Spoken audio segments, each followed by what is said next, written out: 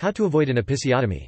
An episiotomy is a small incision, usually made during the second stage of childbirth, in the perineum, the area between your vagina and rectum, which stretches and sometimes tears during delivery. Until recently, the procedure was performed routinely on almost all women who delivered their babies in hospitals, under the assumption that a surgical incision was preferable to an uncontrolled tear.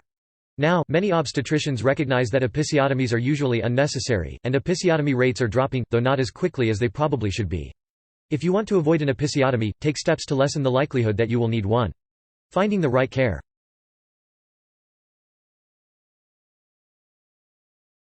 Consider giving birth with a midwife. Although most American women give birth under the care of obstetricians, there is information suggesting that midwives tend to perform episiotomies less often than obstetricians.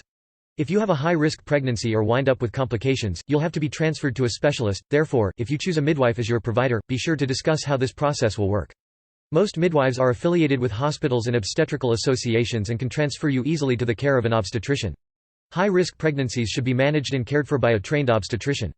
A midwife does not have the training necessary to take care of high-risk pregnancies. Consider a certified nurse midwife (CNM) who is a midwife with graduate-level education and training. 3.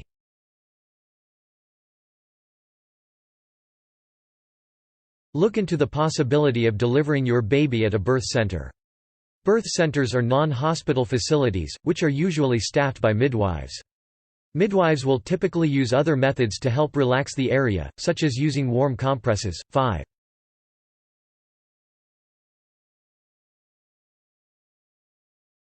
Find a supportive obstetrician. If you decide to use an obstetrician and give birth in a hospital, whether out of medical necessity or personal preference, find one that supports your desire to avoid an episiotomy.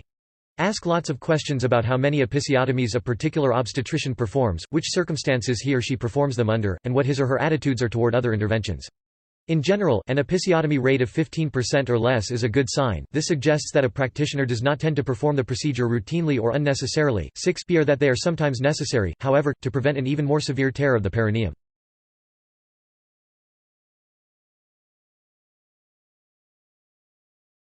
Get additional support. Whether you choose a midwife or an obstetrician, and whether you have your baby at a birth center or a hospital, you can also enlist the support of a doula, a professional who specializes in helping women through labor and delivery. You can also enlist the support of a doula before and after labor to provide physical and emotional support. These doulas are commonly referred to as antepartum and postpartum doulas. 8. If you don't want a doula or cannot afford one, this supportive role can be played by your partner or another trusted person.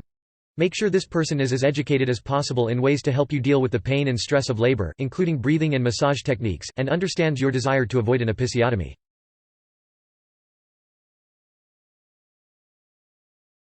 Ask about water birth. Some birth centers and hospitals offer the option of giving birth in water, usually in a warm tub or pool. If you have this option, consider it. Water birth lowers episiotomy rates considerably, and it also tends to minimize your pain and make labor shorter.